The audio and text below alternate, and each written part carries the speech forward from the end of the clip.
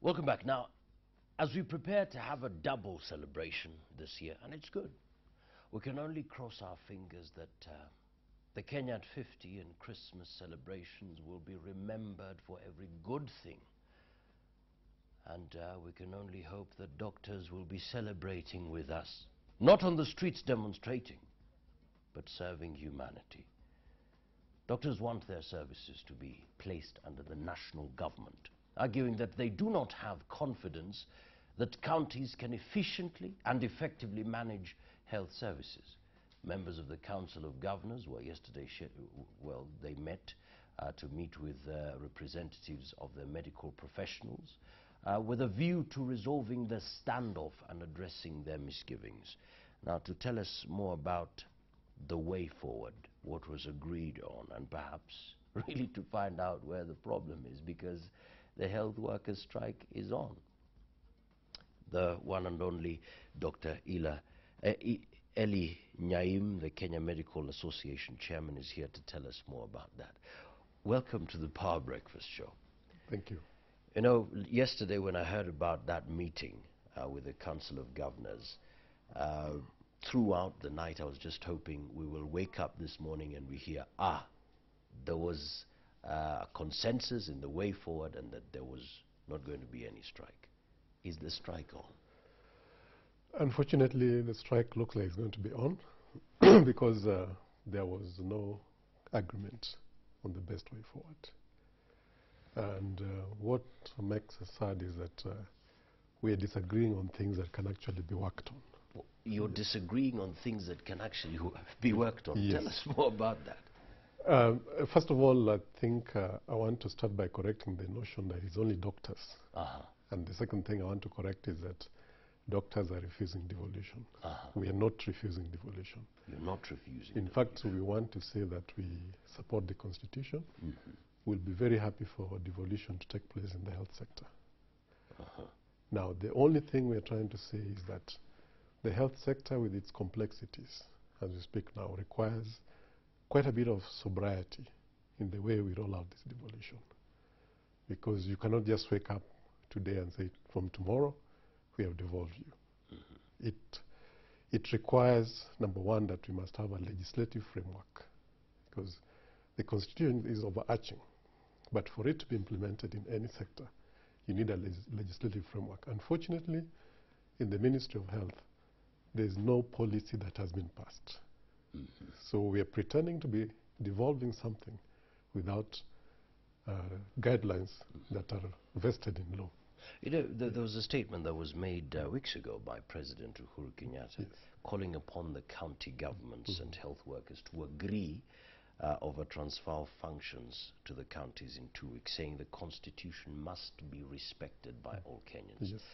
To the extent that the health workers have gone, there's a feeling that there's no respect to the Constitution, because devolution must be there. Yes, I want to dispel that, that myth and rumor immediately. There's no disrespect to the Constitution. And if you look at all the sectors, I think perhaps it's the health sector where devolution has been there for so long. People work all the way to the grassroots, and it's been going on for a very long time, even very highly trained and specialized people. Now, we cannot, like I've said before, you cannot just wake up and say we are ordering that you have a new constitution. It has to be put, we must have guidelines. And why do you say this? Look at the health sector as it is now. The first thing we must appreciate is that we, as we speak, we have a severe shortage of health workers, all the way from doctors to the nurses, to any cadre, name it. The second thing, we have the issue of training institutions. There are only so many within the country. So if you decide you're going to devolve, how do you handle this issue of training others? Because it doesn't mean that the ones who are there will stay there permanently. Then let's look at the issue of deploying them after you've trained them. How do you make sure that we have equitable distribution? Because as you speak now, some counties, by design or by omission, have a lion's share of this human resource. The essence of devolution is that the Mwananchi in Mandera and the one in Nairobi should get a certain minimum standard of healthcare quality. And that requires that you must have the right personnel in place, in terms of numbers, in terms of qualification, that requires that you must have a certain minimum infrastructure in place, which, as you speak now, if you visit public health institutions, a lot of them leave a lot to be desired. So that is why we're saying, let's have a roadmap, a clear roadmap, vested in law, that this is how we're going to do it. We start at this level, we go to this level, we go to this level. Yeah, yes. Yeah, it sounds as though you have the reasons why your services should not be devolved, and the county governments have no clue about these reasons. And if they have a clue about the reasons that you've just given, why is it that they're still pushing, devolve the services? I don't say that they actually have a clue, and they know. They do. It, and it has been discussed. Yes. The unfortunate thing is that now people are feeling that we have this mini government, this mini 47 governments, and it is now ours. And now that budgetary allocation was given and money has been sent to the county, including the one for health, they don't want to release it back to the national government. And that's one level of disagreement. Because we've gotten this budgetary allocation, we want to pretend that you can manage it. And yet we all know, yes, there are certain counties that probably will be able to do it. And even as we speak, we've seen in the media, it's public, that some counties are doing better than the others. But for the health sector, we cannot gamble. We must be sure that if you come from whichever county, you're going to get a certain basic standard of healthcare that goes on. Yes. You know, the Commission on Revenue Allocation proposed the release of about 78% of government funding for health services to the county governments. But then he also made this statement, that is Mika Cheserem, appealing to doctors and other health workers affected by devolution of the function not to be worried about their future. So you don't take that with confidence? I don't take that with confidence, because from where he sits, it's very easy for him to say that. He'll crunch the figures and push them, and he'll assume that things will go on correctly. But as it is now, there doesn't seem to be goodwill from a lot of governors and county governments, because that goodwill is what must be cultivated, so that there's reassurance that you want to go through these standards. And like I said, I'll go back and say, health sector is in tiers. We have what is called primary health care. We have what is called secondary, which is curative and perhaps rehabilitative. All these things require very structured policies to be put in place.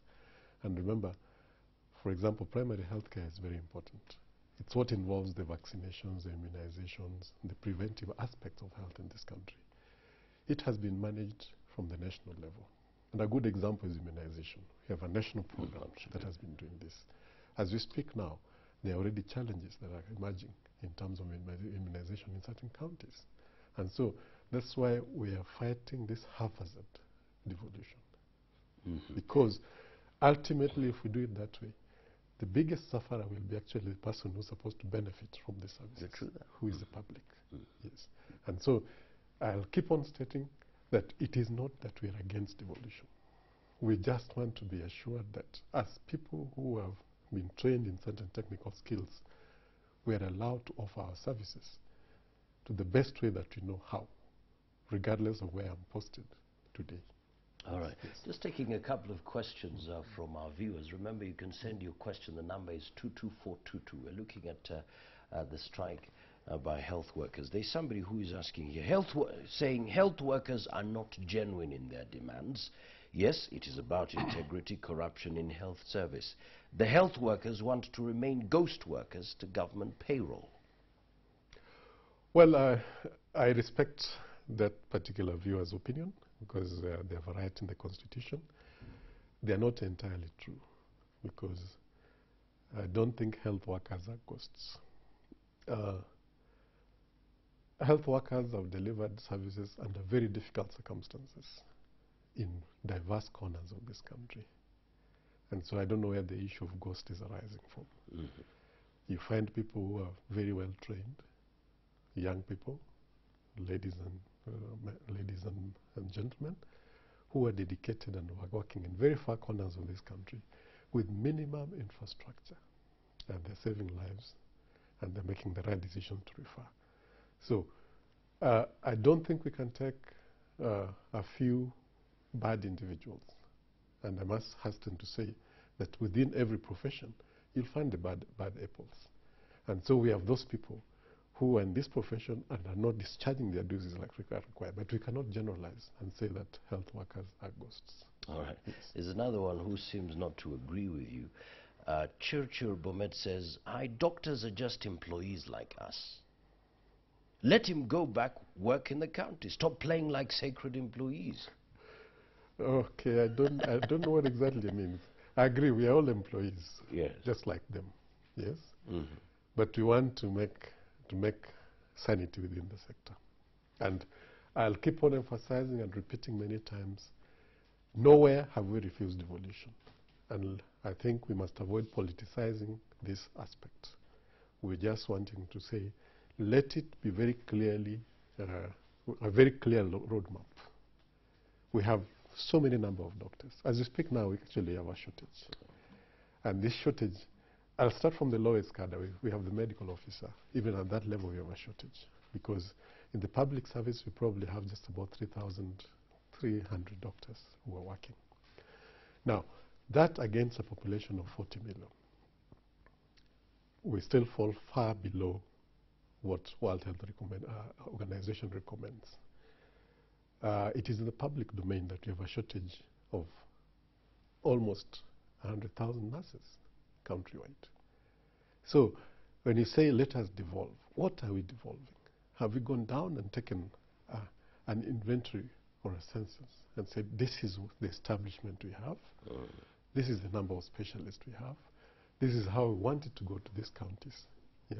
And now that I've mentioned specialists, take example, specialized services like cancer treatment. We have less than 15 cancer specialists in this country. So if you're going to tell me I'm devolving health services, have you addressed how the other people from these countries are going to benefit from these specialized services? And so that's what we're saying, because of this complexity that we're seeing within this health sector, we must sit down and agree very clearly that we want this man in Mandera and this man in Siaya and this man in Nairobi to be able to access this minimum standard. What is it that we're going to do to make sure that even after we have devolved, we'll still have that level? You know, it does make sense that you cannot just push for something when you've not put your house in order. Yes. The great concern is here is, why is it that as you put these reasons on the table, and they're very clear, the county governments don't seem to believe in what you're saying, and they're still pushing that your services should be devolved? Is there something that you're not telling us? Well, my view is that politics has been allowed to get into professionalism, so that even as the stakeholders in the health sector, and I want to hasten to say that as health workers, we are not the only stakeholders.